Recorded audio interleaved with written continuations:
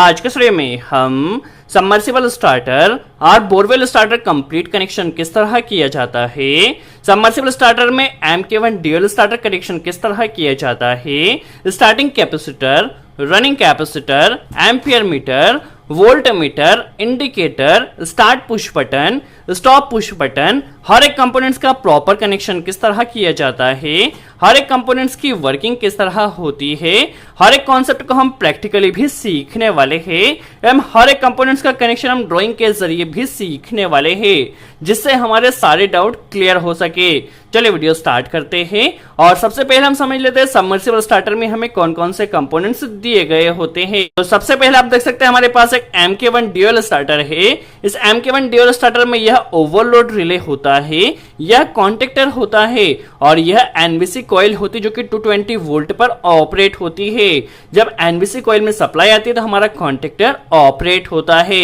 Overload relay में यह दो पॉइंट आपस में एनो पॉइंट होते हैं और यह स्टार्ट बटन होता है। जैसे स्टार्ट बटन को प्रेस किया जाता है तो यह एनो एनसी बनता है और यहाँ की सप्लाई यहाँ पर आती है। यह नॉर्मली देखा जाए तो यह एनसी पॉइंट है, यह नॉर्मली क्लोज पॉइंट है। नॉर्मल कंडीशन में यहाँ से सप्लाई यहाँ पर पास होती है और जैसे ही स्टॉप बटन को प्रेस किया जाता है यहाँ की सप्लाई कट हो जाती है और यहाँ पर हम मैन्युअली सेट कर सकते हैं हमारी मोटर का एम्पियर कितना है, उस एम्पियर के हिसाब से हम यहाँ पर मैन्युअली ओवरलोड की सेटिंग कर सकते हैं।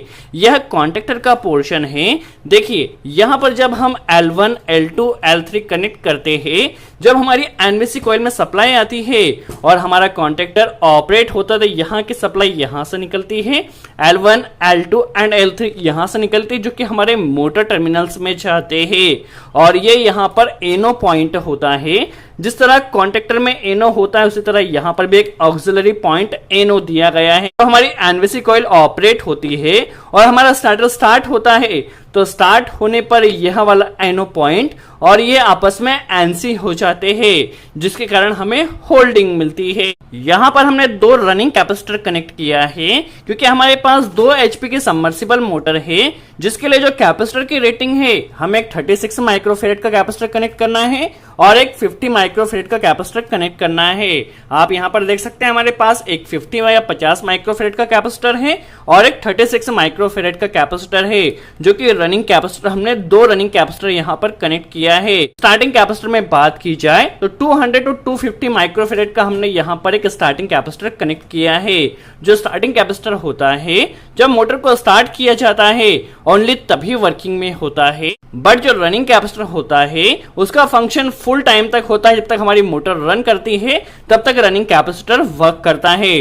तो रनिंग कैपेसिटर हमने एक 36 माइक्रोफेरेड का कनेक्ट किया है और एक 50 माइक्रोफेरेड का कनेक्ट किया है और जो स्टार्टिंग कैपेसिटर है वो 200 to 250 माइक्रोफेरेड का कनेक्ट किया है।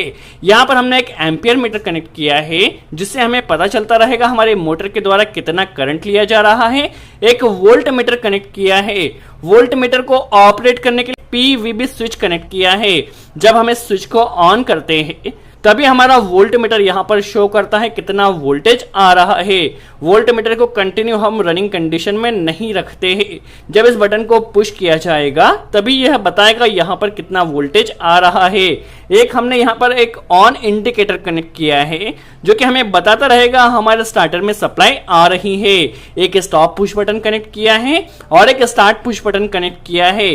जो हमारे पास स्टार्ट पुश बटन है इसमें हमने दो एनो एलिमेंट कनेक्ट किया है क्योंकि जो एक एनो एलिमेंट है इसके जरिए हम स्टार्टर को ऑपरेट करने वाले हैं और जो सेकंड एनो एलिमेंट है उसके जरिए हमें स्टार्टिंग कैपेसिटर को कट करना है। तो इसके लिए प्रॉपर कनेक्शन किस तरह होगा वह भी हम समझ लेते हैं। यहाँ पर आप देख सकते हैं हमें टोटल 5 कनेक्टर्स दिया गया है। यहाँ पर line and neutral single phase हमें यहाँ पर कनेक्ट करना होगी। यहाँ से हमें R, Y and B 3 wire मिलेंगे जो कि हमारे मोटर टर्मिनल में सबमर्सिबल मोटर में जाने वाले हैं। तो यहाँ से 3 इसके आउटपुट टर्मिनल है RYB और यहाँ पर सिंगल फेज और न्यूट्रल कनेक्ट करना है। चलिए सबसे पहले हम कनेक्शन कर लेते हैं। कनेक्शन की बात कीजिए तो हमारे पास single phase power supply phase and neutral आता है। सबसे पहले फेज वायर को हम कनेक्ट कर इसे एम्पियर मीटर में कनेक्ट कर देना है, ताकि हमारी मोटर एंड कंपोनेंट द्वारा जितना भी करंट लिया जाएगा वह इस एम्पियर मीटर में शो होते रहेगा। सबसे पहले फेज वायर को हमने एम्पियर मीटर में कनेक्ट कर लिया है।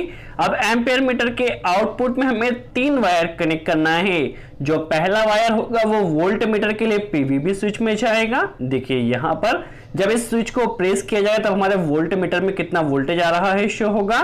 दूसरा कंट्रोलिंग के लिए इस हमारे पास पुश बटन में आएगा। और थर्ड जो वायर हमने कनेक्ट किया है वो हमारे पास कॉन्टेक्टर में ओवरलोड रिले में यहां पर आएगा, जो कि पावर वायरिंग के लिए होगा। देखिए 3 वायर को पहले हम यहां पर कनेक्ट कर लेते हैं।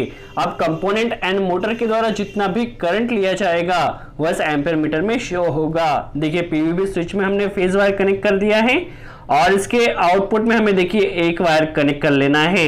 जब इस स्विच को ऑन किया जाएगा तब वोल्ट मीटर में फेज आएगा। देखिए यहाँ पर वोल्ट मीटर में फेज हमारा आ चुका है, दैट मींस वोल्ट मीटर में अभी फेज आ चुका है। न्यूट्रल हम लास्ट में कनेक्ट करेंगे।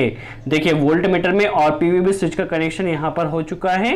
अब जो सेकंड वायर हमने कनेक्ट किया है इसे हमने कंट्रोलिंग के लिए जो हमारे पास एनो एलिमेंट है स्टार्ट पुश बटन का, एक वायर इसे यहाँ पर कनेक्ट कर देना है। और जो एक वायर बचा हुआ है इसे देखिए हमारे पास कॉन्टेक्टर में पावर टर्मिनल जहां से मोटर में फेज जाएगा वहां पर कनेक्ट कर देना है। हम ड्राइंग में भी समझ लेते हैं। देखिए फेज वायर आया है, सबसे पहले से एम्पियर मीटर में कनेक्ट किया है। एम्पियर मीटर के आउटपुट से देखिए सबसे पहले इसे पीवीबी स्विच में ले जाना है। जब इसे ऑन किया जाएगा तो वोल्ट मीटर में कितना फेज आ रहा है हमें शो होगा। इस स्विच के आउटपुट से वोल्ट मीटर में फेज कनेक्ट कर देना है। अगेन एक कनेक्टर हमने कनेक्ट किया है जिसे हमने कॉन्टेक्टर के आउटपुट टर्मिनल में यहां पर कनेक्ट किया है। और देखिए यहां से तीसरा कनेक्टर हमने कनेक्ट किया है और इसे हमारे पास जो स्टार्ट पुश बटन का एनो एलिमेंट है इसे एनो एलिमेंट में कनेक्ट कर देना है। तो इस तरह हमने कनेक्शन किया है। चलिए अब हमें न्यूट्रल यहां पर कनेक्ट करना है। देखिए इनपुट पावर सप्लाई का न्यूट्रल वायर हमने यहां पर कनेक्ट किया है। यहां से न्यूट्रल को सबसे पहले ओवरलोड रिले के L3 पॉइंट में कनेक्ट कर देना है। देखिए यहां पर हम न्यूट्रल को पहले कनेक्ट कर देते हैं। आप किसी भी एक टर्मिनल में कनेक्ट कर सकते हैं, कोई प्रॉब्लम नहीं है। आप वीडियो को लास्ट तक जरूर वॉच कीजिए। इस वीडियो को वॉच करने के बाद आपके सारे कॉन्सेप्ट क्लियर हो गए। देखिए हमारे इनपुट पावर सप्लाई फेज और न्यूट्रल आ चुका है। यहां से फेज जो कि हमारे रनिंग वाइंडिंग में जाएगा और यहां से न्यूट्रल कॉमन वायर जाएगा। और स्टार्टिंग जो कि हमारे पास एक फेज कैपेसिटर के जरिए बनेगा उसे हमें मोटर के स्टार्टिंग वाइंडिंग में कनेक्ट करना है। देखिए यहाँ पर जो हमारा फेज आया है इसे हमें मोटर की रनिंग वाइंडिंग में आर टर्मिनल में कनेक्ट कर देना है। देखिए मोटर के रनिंग टर्मिनल में यहां से वायर जाएगा। यहां से न्यूट्रल जो कि हमारे कॉमन टर्मिनल में जाएगा। देखिए न्यूट्रल डायरेक्ट चला जाएगा। जब हमारा कॉन्टेक्टर ऑपरेट होगा तो देखिए यहां से न्यूट्रल चला जाएगा। स्टार्टिंग जो कि एक फेज हमारा कैपेसिटर से बनेगा उसके लिए भी हमें कनेक्शन करना होगा, जो हम लास्ट में करने वाले हैं। चलिए स्टार्टर की कंट्रोल वायरिंग की बात कीजिए तो मोटर स्टार्टर को हम 2 पोजीशन से स्टार्ट कर सकते हैं। सबसे पहले लोकली जो हमारे पास ओवरलोड रिले में बटन दिया गया है वहां से भी स्टार्ट कर सकते हैं और इस पुश बटन से भी स्टार्ट कर सकते हैं। बट हमेशा हमें स्टार्टर को पुश बटन के जरिए ही स्टार्ट करना है। यदि हम ओवरलोड रिले के बटन से स्टार्ट करते हैं तो उस कंडीशन में हमारा स्टार्टिंग कैपेसिटर फंक्शन में नहीं आएगा। इसलिए हमेशा हमें स्टार्ट जो करना है वो पुश बटन के जरिए करना है। चलिए स्टार्टर को ऑपरेट होने के लिए हमें यहाँ पर फेज और न्यूट्रल कनेक्ट करना है। तो सबसे पहले हम न्यूट्रल एनवीसी कॉइल में डायरेक्ट कनेक्ट कर लेते हैं। देखिए यहां से न्यूट्रल हमारा एनवीसी कॉइल में डायरेक्ट आ जाएगा और जो फेज होगा उसे हमें ओवरलोड रिले में एनो एंड एनसी से कंट्रोल कर देना होगा। देखिए किस तरह फेज दिया जाएगा हम समझ लेते हैं। यहां से फेज के लिए हमें एक कनेक्टर कनेक्ट करना है। देखिए फेज का वायर यहां से आएगा। चलिए फेज वायर यहां पे आ चुका है। इसे सबसे पहले ओवरलोड रिले में एनो पॉइंट में कनेक्ट कर देना है P4 पॉइंट में। जो P3 पॉइंट है, जो थर्ड पॉइंट है, ये एनो है। जैसे ही हमारा एनो एलिमेंट प्रेस होगा तो यहाँ पर सप्लाई आएगी। यहाँ से आप देख सकते हैं हमने कनेक्टर कनेक्ट किया है जो कि एनसी तक जा रहा है। ये कनेक्टर आप वॉच कर सकते हैं। देखिए यहाँ तक आ रहा है। यहाँ से देखिए क्योंकि ये एनसी पॉइंट है तो यहाँ से कंटिन्यू सप्लाई पास होगी और यह जाएगी हमारी एनवीसी कॉइल में। तो एनवीसी कॉइल में न्यूट्रल हमने डायरेक्ट कनेक्ट किया और जो फेज है उसे कंट्रोल कर दिया है। इस कंडीशन में हमारा जो स्टार्टर है जितनी देर के लिए पुश बटन प्रेस किया जाएगा उतनी ही देर के लिए ऑपरेट होगा। यदि हम इसे परमानेंटली ऑपरेट करना इसके लिए होल्डिंग कनेक्ट करना होगी। तो होल्डिंग के लिए देखिए हम एक कनेक्टर यहां पर कनेक्ट कर लेते हैं। जो P3 टर्मिनल है या NO का आउटपुट है यहां से हमें कनेक्ट करना है और यहां पर कंट्रोलिंग ऑक्सिलरी टर्मिनल में कनेक्ट कर देना है। जैसे हमारी एनवीसी कॉइल ऑपरेट होगी तो जो P4 है और ये जो पॉइंट आपस में NC होगा जिससे हमारा स्टार्टर वहां पर होल्ड हो जाएगा। तो ये तो हम स्टार्टर की कंट्रोल वायरिंग हुई। इतना हम ड्राइंग में समझ लेते हैं। देखिए न्यूट्रल वायर यहां से हमने लिया है और इसे हमने L3 टर्मिनल में कनेक्ट कर देना है। देखिए न्यूट्रल वायर यहां पर आ चुका है और यहां से आप देख सकते हैं फेज और न्यूट्रल हो चुका है। जब हमारा कॉन्टेक्टर ऑपरेट होगा देखिए यहां से फेज निकलेगा जो कि मोटर की रनिंग वाइंडिंग में R फेज यहां पर जाएगा और जो हमारा न्यूट्रल है उसे हमें B में जो कि कॉमन पॉइंट है इसे B में कनेक्ट कर देना है। तो आप देख सकते हैं सिंगल फेज मोटर में फेज और न्यूट्रल जा चुका है। अब जो हमारे पास स्टार्टिंग से एक फेज बनेगा वह हम लास्ट में कनेक्ट करेंगे। यदि कंट्रोल वायरिंग की बात की जाए देखिए एनवीसी कॉइल में न्यूट्रल हमने डायरेक्ट कनेक्ट किया है। जो फेज वायर है उसे सबसे पहले P4 में कनेक्ट किया है। देखिए यहां पर हम सबसे पहले P4 में कनेक्ट कर देते हैं। अब यहां पर हमने एक कनेक्टर कनेक्ट किया है जो कि हमने NO से NC तक किया है और यहां से NC से हमने एक वायर ले जाकर एनवीसी कॉइल में कनेक्ट कर दिया है। और होल्डिंग के लिए देखिए हमने यहां पर एक कनेक्टर ग्रीन कनेक्टर कनेक्ट किया है, इससे होल्डिंग मिलने वाली है। चलिए अब हमें स्टार्टर को हमेशा पुश बटन के जरिए स्टार्ट करना है। तो पुश बटन से एक वायर कनेक्ट कर हमारे ओवरलोड रिले में जो NC का आउटपुट है वहां कनेक्ट कर देना है। चूंकि NC के आउटपुट से एक कनेक्टर हमने एनवीसी कॉइल में कनेक्ट किया है तो वहां पर हमारे पास सप्लाई आ जाएगी। देखिए यहां पर हम दो वायर कनेक्ट कर लेते हैं। जैसे ही स्टार्ट पुश बटन को प्रेस किया जाएगा तो इसने इंडिकेटर में भी फेज जाना चाहिए। दैट मीन्स जब हमारी मोटर रन होगी तब ये इंडिकेटर ग्लो होगा। देखिए सबसे पहले इंडिकेटर के लिए हमने फेज यहां कनेक्ट कर दिया है। जब हमारा स्टार्टर स्टार्ट होगा तभी इंडिकेटर यहां पर ग्लो होगा जिससे हमें पता चल जाएगा हमारी मोटर रन कर रही है। जो सेकंड वायर है इसे देखिए इस तरह से हमें ले जाना है और जो NC का आउटपुट है इसे NC के आउटपुट में कनेक्ट कर देना है। देखिए यहां से हमने एनवीसी कॉइल में कनेक्टर पहले ही कनेक्ट किया है तो यहां से पुश बटन के जरिए भी स्टार्ट हो जाएगा जिससे हमारी एनवीसी कॉइल ऑपरेट होगी। चलिए ड्राइंग में देखा जाए तो जो स्टार्ट पुश बटन है उसके आउटपुट से एक वायर हमने कनेक्ट किया है। सबसे पहले से इंडिकेटर में कनेक्ट किया है, यहीं से एक कनेक्टर हमने लिया है और इसे हमारे पास जो ओवरलोड रिले का आउटपुट NC टर्मिनल है आउटपुट NC में कनेक्ट कर देना है। तो इस तरह इतना कनेक्शन हमने किया है। चलिए अब बात आती है न्यूट्रल कनेक्शन की। तो न्यूट्रल हमें देखिए इंडिकेटर में कनेक्ट करना है और वोल्ट मीटर में कनेक्ट करना है। तो न्यूट्रल आप डायरेक्टली कनेक्टर से भी ले जा सकते हैं या फिर आप कॉन्टेक्टर में जो इनपुट टर्मिनल है यहां से ले जा सकते हैं। देखिए कॉन्टेक्टर में जो इनपुट टर्मिनल है यहां से हम न्यूट्रल वायर को पहले कनेक्ट कर लेते हैं और इस न्यूट्रल वायर को देखिए हमें वोल्ट मीटर में कनेक्ट कर देना है। तो वोल्ट मीटर में फेज स्विच के जरिए आया है और जो न्यूट्रल है डायरेक्ट आ जाएगा और यहां से इंडिकेटर में भी न्यूट्रल हमें डायरेक्टली कनेक्ट कर देना है। तो इस तरह आपने देखा हमारा न्यूट्रल कनेक्शन यहां पर कंप्लीट होता है। चलिए ड्राइंग में हम समझ लेते हैं। चलिए न्यूट्रल कनेक्शन की बात की तो न्यूट्रल सबसे पहले हमें इंडिकेटर में कनेक्ट करना है और यहीं से वोल्ट मीटर में न्यूट्रल कनेक्ट कर देना है।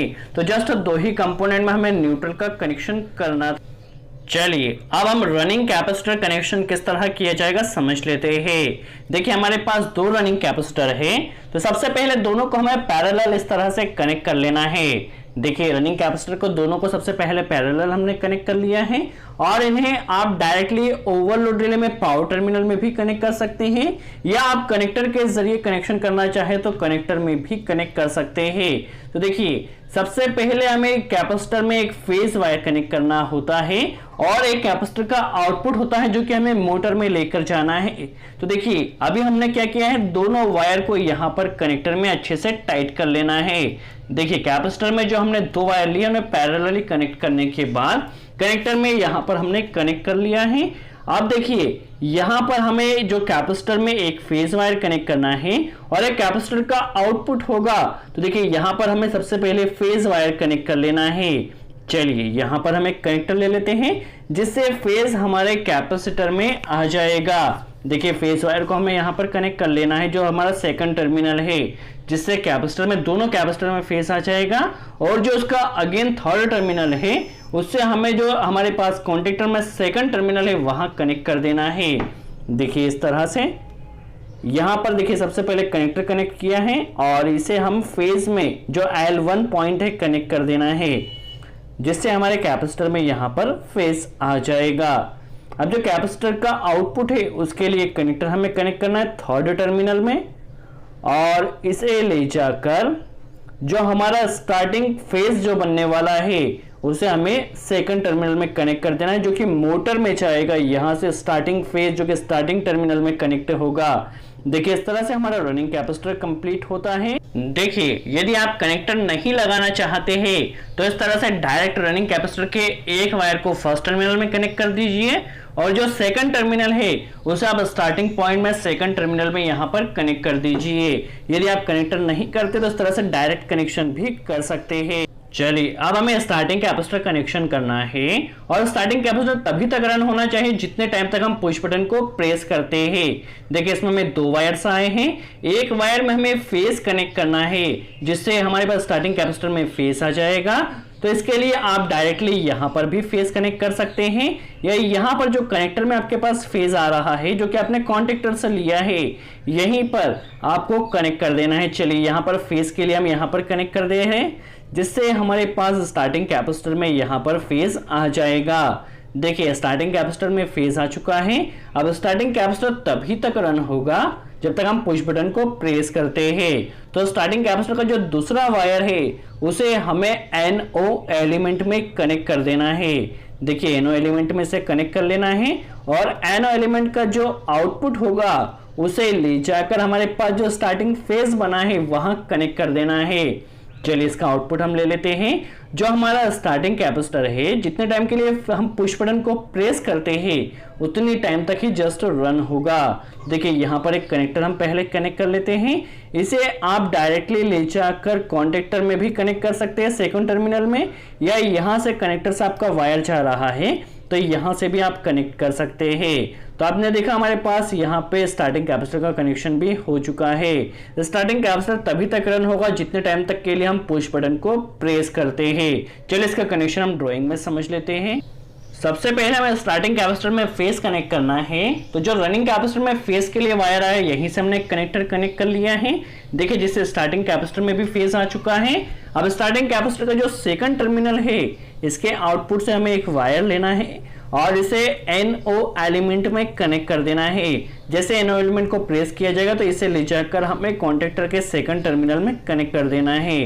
तो इस तरह से इसका सिंपल चलिए अब मोटर में हमें स्टार्टिंग के लिए एक फेज देना है जो कि कैपेसिटर के जरिए बना है।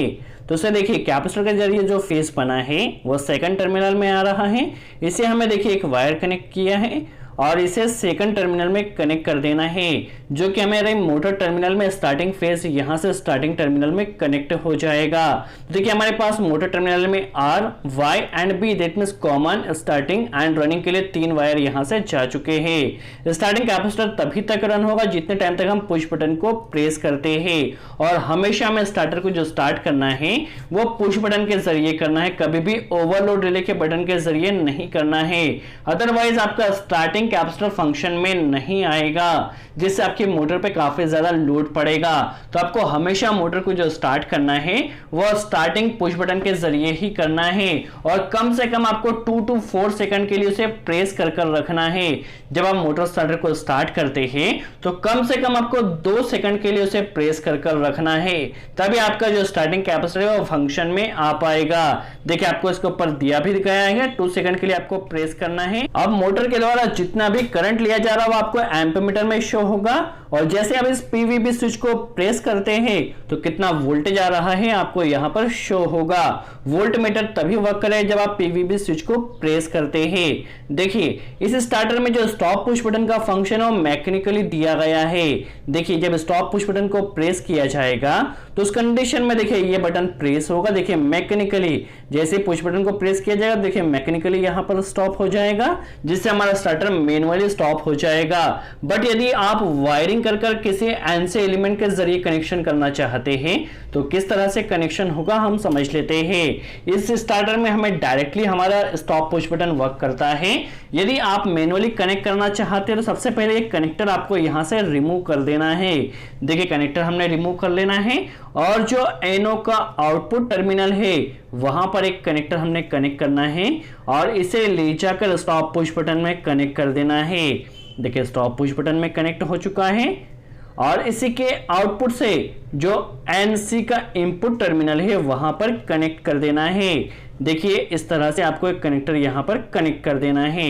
तो यदि आप स्टॉप पुश बटन कनेक्ट करना चाहते हैं तो इस तरह से काफी सिंपल कनेक्शन कर सकते हैं। चलिए हम ड्राइंग में भी समझ लेते हैं। सबसे पहले आपको एक कनेक्टर को रिमूव कर देना है और एनो के आउटपुट से देखिए ग्रीन वायर हमने लिया है, इसे हमने स्टॉप पुश बटन में कनेक्ट किया है। स्टॉप पुश बटन का जो आउटपुट होगा उसे ले जाकर जो एनसी का इनपुट टर्मिनल है P2 टर्मिनल यहां पर कनेक्ट कर देना है। सो आई होप आपको क्लियर हुआ हो किस तरह सबमर्सिबल स्टार्टर कंप्लीट कनेक्शन किया जाता है।